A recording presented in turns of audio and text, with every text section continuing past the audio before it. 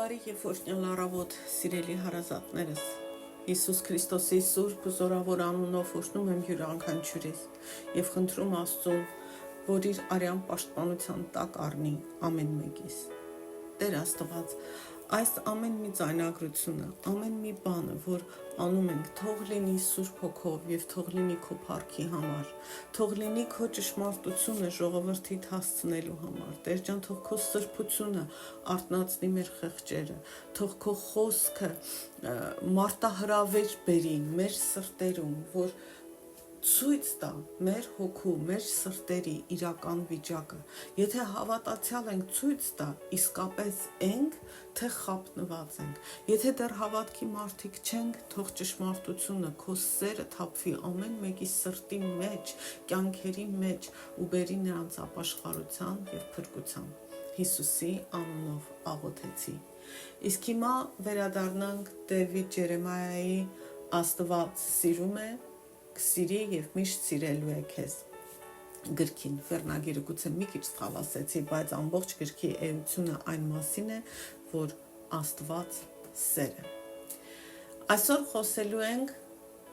սկզբից այն մասին, որ Աստծո սերը անխոհեմ է, չափից ավել է, անկշռադատված է։ Իրանք տարօրինակ բառեր են, չէ՞, մենք այս բառերի հետ բացասական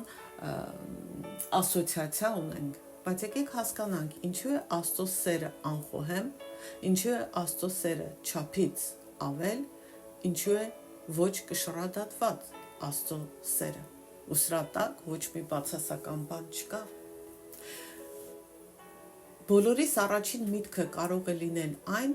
որ ես ակնհայտորեն ինքնահավան մարդ եմ, որ ինձ թույլ եմ տալիս Աստծուն անխոհեմ, չկշռադատված անվանել։ Բայց ես այս բառերը չեմ օգտագործում նվաստացուցիչ իմաստներով, որ մենք սովորաբար կիրառում ենք։ Իրականում ես հավետ երախտապարտ եմ, որ Աստծո սերը այդպես անխոհեմ է ու կշռադատված չէ, ասում է հեղինակը։ Աստծո դեմ Ադամի եւ Եվայի մեղանչելու օրվանից ի վեր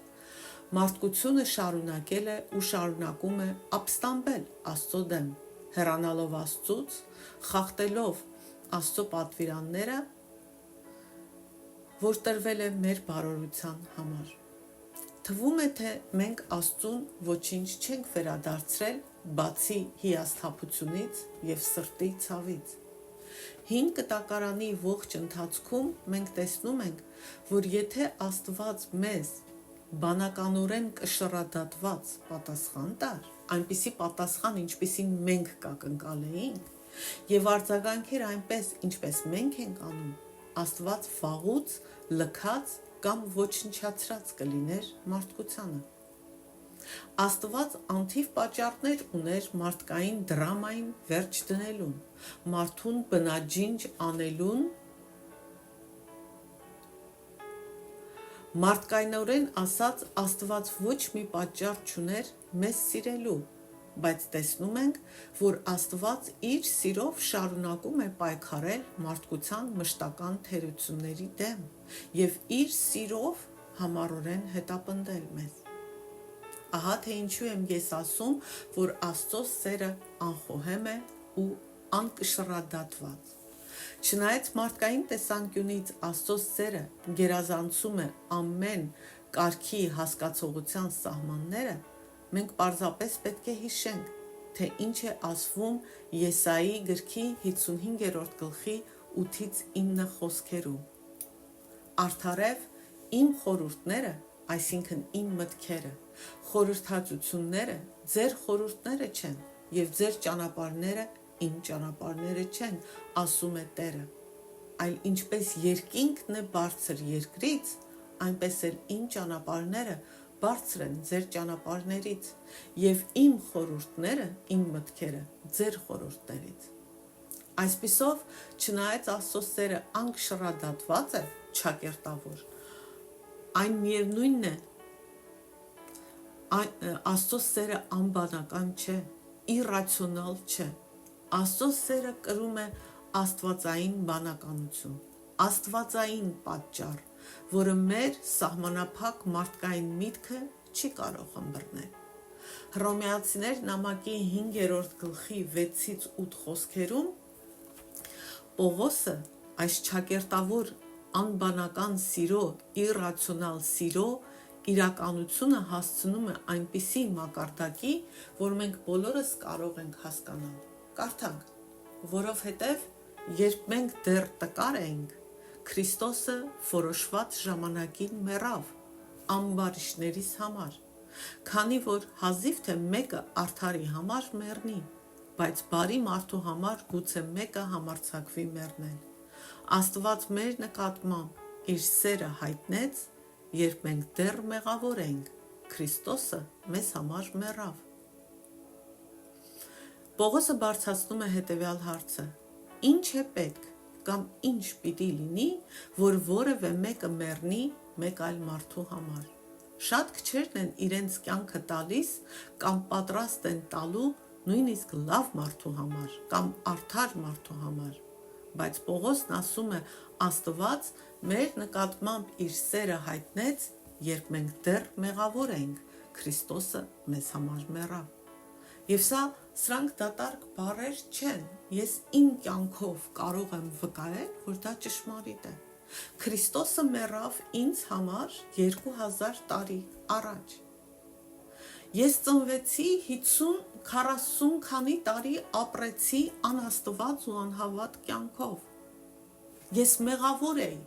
բայց Քրիստոսը մեռավ, եւ Քրիստոսը գիտեր, որ ես ով եմ լինելու, որ 40 քանի տարի ես ապրելու եմ անաստված, անհավատ, իրեն ապստամբ կյանքով։ Բայց 47-րդ, 48-րդ տարում ես դարձի եկա։ Այսինքն տեսնում ենք այս ճշմարիտ խոսքերը։ Աստված իր սերը իմ նկատմամբ հայտնեց, երբ ես դեռ մեղավոր էի, Քրիստոսը մեռավ ինձ համար, այս ճշմարտությունը նույնն է քեզ համար։ Քրիստոսը իր սերը քո հանդեպ հայտնել է, քեզ համար մեռնելով։ Հիմա դու դարձի կգաս, թե չէ, ինչ որոշում կընդունես ու երբ, դա չի ժխտում Աստծո սերը քո հանդեպ։ Այլ ժխտում է, այլ ապացուցում է, որ դու խավարի մեջ գերի ես, որ դու մերժում ես Աստծո սերը, ոնց որ ժամանակին ես։ Մենք կարող ենք մտածել, որ ողջամիտ է, հնարավոր է, թե որոշ չափով չափազանցված, որ մեկը կարող է պատրաստ լինել մեռնել լավ մարդու համար։ Չարլզ Դիքենսի «Երկու քաղաքների պատմություն» վեպում մենք տեսնում ենք այս տեսակի զոհաբերության գեղարվեստական ցուցադրում, երբ բրիտանացի փաստաբան Սիդնի Քարթոնը կամավոր կերպով գնում է գիլոտինի գլխատվելու Չարլզ Դարնեի փոխարեն։ Քարթոնի զոհաբերությունը թվում է ողջամիտ, կշռադատված, քանի որ նա ապրել է մի փոքր անառակ կյանք և կյանքից շատ ակնկալիք չունի, մինչդեռ կեղծ մեղադրանքով մեղադրվող Դարնեը մեծ պատվի, քաջության և առաքինության տեր մարդ է։ Ծայրահեղ դեպքում և որոշակի ծանր հանգամանքներում և բացառիկ լավ մարդու համար դու կամ ես հնարավոր է մեր սրտերում գտնեինք նման զոհաբերություն կատարելու ցանկություն, բայց արդյոք մեր կյանքը պատրաստ կլինենք դնել մի հանցագործի համար, դաժան մեկի համար, բռնության գործածի համար, երեխային բռնաբարածի համար, մեկի համար, ով հասարակության մեջ ոչ մի լավ ներդրում չի ունեցել, մեկի համար, որ բարու ու լավի թշնամին է, մեկի համար, որ մեզ է վատություն արել, մեզ է անարգել։ Արդյոք դու կամ ես մեր կյանքը կտայինք ու կմեռնեինք նման մեկի համար։ Ես գիտեմ, որ և քո և իմ պատասխանը հավանաբար կլինի արագ և անվերապահ ոչ, հազիվ թե։ Եվ դա լիովին ողջամիտ ու կշռադատված պատասխան է, բայց մարդկային պատասխան է։ Աստված իմ ու քո պես չի մտածում։ Սակայն չէ, որ հենց դա արեց Հիսուս Քրիստոսը խաչի վրա, իր կյանքը զոհելով։ Նա մահացավ քեզ համար, ինձ համար, մեր բոլորիս համար, ամեն մարդու համար, եւ մենք բոլորս Աստծո թշնամիներն էինք, եւ ոմանք դեռ Աստծո թշնամին են, դեռ ապստամբ են Աստծո դեմ։ Մենք նողկալի հանցագործներ, մեղավորներ էինք, ու Հիսուսը իր արյունը թափեց մեզ համար, ու սիրելիս մի կարծի, որ դու մարդ չես սպանել, դու նողկալի հանցագործ չես,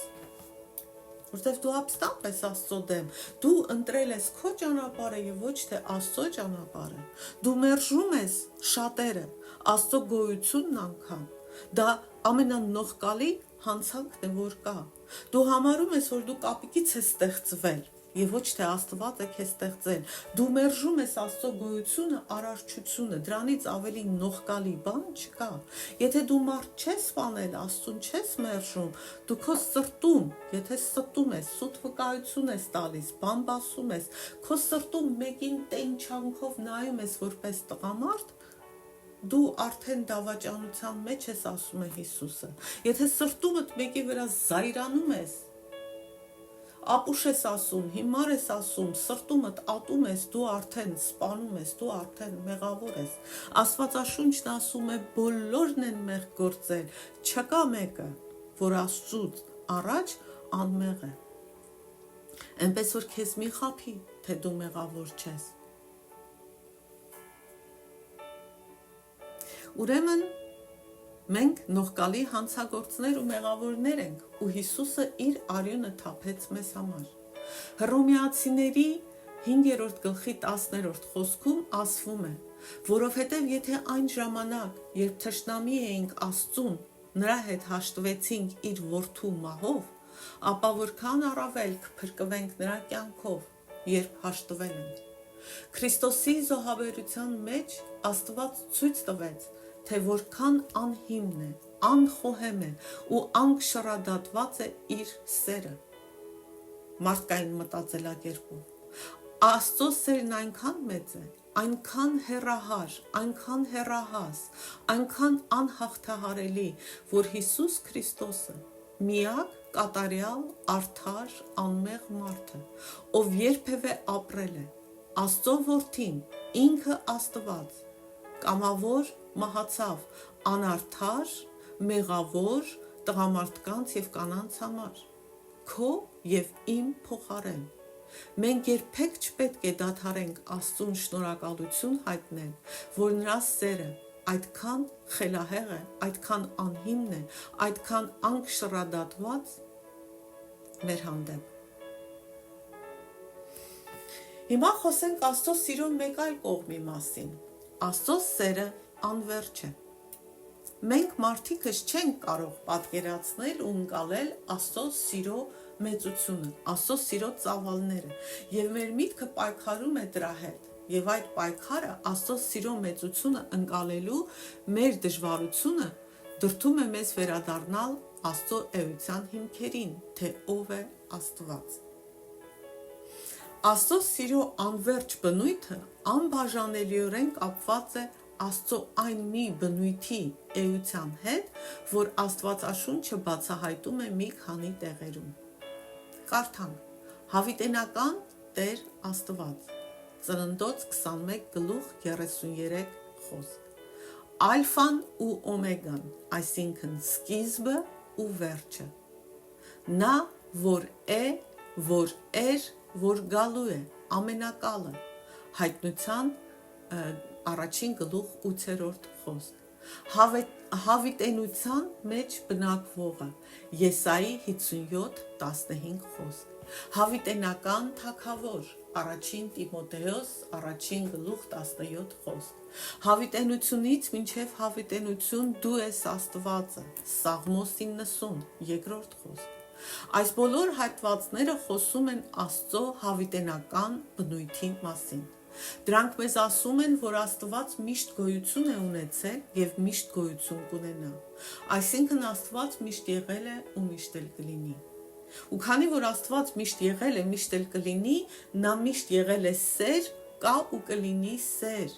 Նրա սերը անչափելի է։ Մենք գիտենք, որ Աստված անձնավորություն է, ոչ թե մարդ, այլ անձնավորություն, որ ունի բնավորություն, միտք, խոսելու կարողություն, շփվելու կարողություն, բայց դա չի նշանակում, որ Աստված կիսում է մարդկային անհատականության սահմանափակումները։ Ի տարբերություն մեզ, Աստված սահմանափակված չէ ժամանակով կամ տարածությամբ։ Ինքն է ստեղծել ժամանակ ու տարածքը եւ ինքը դուրս է թե ժամանակից, թե տարածքից, բայց մենք ժամանակի ու տարածության մեջ ենք ստեղծված Աստծո ձեռքով։ Եվ քանի որ Աստված է ստեղծել եւ ժամանակը, եւ տարածությունը, նա է կառավարում այդ ամենը, բայց դրանք իրեն չեն կառավարում։ Եվ քանի որ Աստված ստեղծել է ժամանակը եւ կանգնած է ժամանակից վեր, Աստծուն հասանելի է ողջ ժամանակը, սկզբից մինչև վերջ, անցյալը, ներկան ու ապագան։ Իսկ մենք տեսնում ենք միայն հիման եւ հետ հայաց կարող ենք գցել անցյալին, եթե հիշողություններս թույլ տա, բայց ապագան չենք տեսնում։ Քանի որ Աստված ստեղծել է տարածությունը եւ կանգնած է տարածությունից վեր, Աստված կարող է միառժամանակ լինել տիեզերքի բոլոր վայրերում։ Ժամն ու ժամանակը, քարտեզը չեն կարող սահմանափակել Աստծուն։ Երկրի, ազգերի միջև դրած սահմանները պարիսպել կանգնեցնեն, լեռները ոչինչ չեն կարող սահմանափակել Աստծուն, դրանք մեզ են սահմանափակում, բայց Աստված վեր է դրանցից։ Մենք նույնիսկ չենք կարող պատկերացնել այս ամենը, քանի որ մեզանից ոչ մեկը երբեք քայլ չի արել ժամանակի կամ տարածության սահմաններից դուրս։ Ի տարբերություն Աստծո, մենք կարող ենք զբաղեցնել միայն մեկ որոշակի վայր եւ մեկ անցողիկ պահ։ Ես հիմա իմ սեղանի մոտ եմ ու այլ տեղ չեմ կարող լինել, եթե չվեր կենամ ու չգնամ այստեղից։ Եվ իմ ժամանակը այս մի վայրկյանն է, երբ այն անցավ, այն այլևս հասանելի չէ ինձ համար, իսկ Աստծո համար այդպես չէ։ Աստծո սերը արտացոլում է նրա հավիտենական բացարձակությունները, որոնք երբեք չեն փոփոխվում, աբսոլյուտները, կախված չեն մեր հասկացողությունից, մեր հավատալուց կամ չհավատալուց։ Դրանք աբսոլյուտներ են, բացարձակություններ։ Աստծո սերը հավիտենական է, ինչպես ինքը Աստված է հավիտենական։ Աստված եւ Աստծո սերը ավելի երկարակյաց է, քան ժամանակը, ավելի լայն եւ խորը, քան տիեզերքի անհաշվելի չափերը։ Ինչպես Աստված մեզ ասում է Երեմիա գրքի 31-րդ գլխի 3-րդ խոսքում. հավիտենական սիրով եմ սիրել քեզ, դրա համար ողորմությամբ քեզ դեպի ինձ քաշեցի։ Թող Աստված ողորմի եւ իր հավիտենական սիրով քեզ էլ ձգի դեպի իրեն։ Աստծո կատարյալ սերը քո հանդեպ, իմ հանդեպ, ամեն մարդու հանդեպ գոյություն ուներ հավիտենականության խորքում, նույնիսկ ժամանակի սկսվելուց առաջ։ Աստված ստեղծեց միլիարդավոր զարմանահրաշ գալակտիկաներ, որոնց մեծ մասը ոչ մի աստղադիտակ երբեք չի տեսնի։ Աստված ստեղծեց գեղեցիկ ատոմային մագարտակի աշխարհներ, որտեղ ոչ մի մանրադիտակ երբեք չի թափանցի։ Աստված ամեն ինչ գիտի, նա գերազանցում է ամեն ինչ եւ նա հիասքանչ է մարդկային պատկերացումից այն կողմ։ Եվ չնայած Աստծո նման անսահման մեծությանը, Աստծո սերը քո հանդեպ, Աստծո սերը իմ հանդեպ, Աստծո սերը յուրաքանչյուր մարդու հանդեպ այնքան մոտիկ, այնքան մտերիմ է, որ այն շատ ավելի լավն է, քան մեր ֆիզիկական մարդկային հայրերի սերը, ովքեր երբ առաջին անգամ տեսնում են իրենց նորածին երեխային, հաճախ հաշվում են երեխայի ձեռքի ու ոտքերի մատները հիացմունքից դրդված եւ սիրով լցված։ Իսկ Աստված հաշվում է մեր գլխի մազերը։ Կարող ես գլխիդ մազերը հաշվել։ Աստված գիտի եւ գնահատում է քո կյանքի, իմ կյանքի, ամեն մարդու կյանքի ամենափոքր մանրամասները։ Նա քո կյանքի համար նպատակ երազանք ունի գրած։ Նա հետևում է մեզ ամեն պահ, եւ Աստված ծրագիր ունի քո կյանքի համար, ամեն մեկիս կյանքի համար։ Եվ այդ ծրագիրը անհատական Աստծո սրտում է եղել ավելի երկար, քան աշխարհը գոյություն է ունեցել։ Ճանաչելով Աստծուն գրքում J.E. Parker-ը գեղեցիկ բացատրություն է տալիս այն մասին, թե ինչ է նշանակում գիտակցել, որ մեր կյանքը հիմնված է Աստծո կատարյալ եւ անփոփոխ սիրո վրա։ Սիրելիս, այնտեղ, որտեղ ասում եմ ես, ինձ, իմ, դու քո անունը դիր, սա քո մասին է։ Հեղինակն ասում է, ամենակարևորը ոչ թե այն փաստն է, որ ես ճանաչում եմ Աստծուն, այլ ավելի մեծ փաստը, որ դրա հիմքում է, որ Աստված ճանաչում է ինձ։ Աստված ճանաչում է Նարինեիս։ Դիր քո անունը, Աստված ճանաչում է եւ քո անունը։ Եսայի 49-րդ գլխի 16-րդ խոսքում Աստված ասում է. Ահա ես իմ ձեռքերի ափերի մեջ փորագրել եմ քեզ։ Ես, դու փորագրված ենք Աստծո ափերի վրա։ Ես երբեք դուրս չեմ եկել Աստծո մտքից։ Աստծո մասին իմ ողջ գիտելիքները կախված են նրանից, որ Աստված նախաձեռնել է ինձ իմանալ ու ինձ ճանաչել շարունակաբար։ Ես ճանաչում եմ Աստծուն, որովհետև Աստված նախ ճանաչել է ինձ եւ շարունակում է ճանաչել։ Նա ճանաչում է ինձ որպես ընկերոջ, ով սիրում է ինձ։ Եվ չկա մի պահ, երբ Աստծո աչքերը շեղվեն ինձանից, կամ նրա ուշադրությունը շեղվի ինձանից, եւ հետեւաբար չկա մի պահ, երբ Աստծո հոգատարությունը թուլանում է կամ պակասում է իմ հանդեպ։ Հիմա քո անունը դիր այս պարագրաֆի մեջ։ 5 տակարան, Եսայի գիրք 49-րդ գլուխ, 16-րդ խոսքից։ Քո անունը դիր, կարդա, թող այդ ճշմարտությունը մտնի քո սիրտը։ Անասելի մխիթարություն կա, երբ իմանում ես, որ Աստված անընդհատ, շարունակաբար ու սիրով ճանաչում է ինձ եւ հսկում է ինձ իմ բարօրության համար։ Անսահման թեթևություն ու խաղաղություն է բերում այն գիտակցումը, որ Աստծո սերը իմ հանդեպ բացարձակապես իրատեսական է։ Աստված վարդագույն ակնոցներ չի հագնում ու նոր նայում ինձ։ Աստված գիտի վատթարագույնը իմ մասին, այնպես որ իմ մասին ոչ մի հայտնագործություն հիմա չի կարող հիասթափեցնել Աստծուն։ Նա չի հիասթափվում ինձանից ու Աստծո մեջ չի մարում իր վճռականությունը սիրելու ինձ, օգնելու ինձ, օրհնելու ինձ։ Եվ նույնը քեզ է վերաբերում։ Ես ասում եմ ինձ, դու քեզ հասկացի, նույնը քեզ է վերաբերում եւ նույնը ամեն մարդու։ Իսկ մարդիկս այդպես չենք։ Մենք այնքան հաճախ հիասթափվում ենք ինքներս մեզանից, հիասթափվում ենք ուրիշներից, հիասթափվում ենք Աստծուց եւ մարում է մեր մեջ վճռականությունը սիրելու, օգնելու, հավատարիմ մնալու։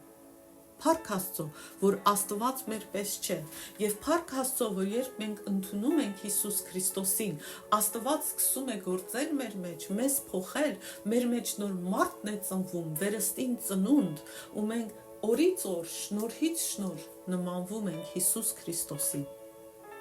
Այլ կերպ ասած, անհավատալի հույս կա նրանց համար, ովքեր հիասթափված են իրենք իրենցից։ Աստծո սերը քո հանդեպ կախված չի քո կատարելությունից կամ քո ձեռքբերումներից ու նվաճումներից։ Խնդիրը նրանում չի, որ Աստված մի կողմ է նայում կամ անտարբեր է, երբ դու սայթակում ես, երբ դու սխալվում ես, երբ դու մեղք ես գործում։ Աստված տեսնում է ամեն ինչ եւ Աստված գիտի նախորոք, թե դու ինչեր ես անելու։ Բայց նա շարունակում է սիրել քեզ այնպիսի սիրով, որը նույնքան հավիտենական է, որքան հավիտենականությունը։ Եվ եթե դու ընտրես Քրիստոսին, ընդունես, ապա մեղքի իշխանությունը քո կյանքում կքանդվի եւ Աստված կսկսի փոխել քեզ, համագործակցել քո հետ, քո ողջ կյանքը, նոր կյանքի ծնունդ, նոր արարած է քեզ դարձնում։ Հիսուսի անունով այսքան այսօր։ Աստված պահի ու պահպանի յուրաքանչյուրիս։ Ամեն։ Ինչը որ ճիշտ էր, լավ էր, բարի էր,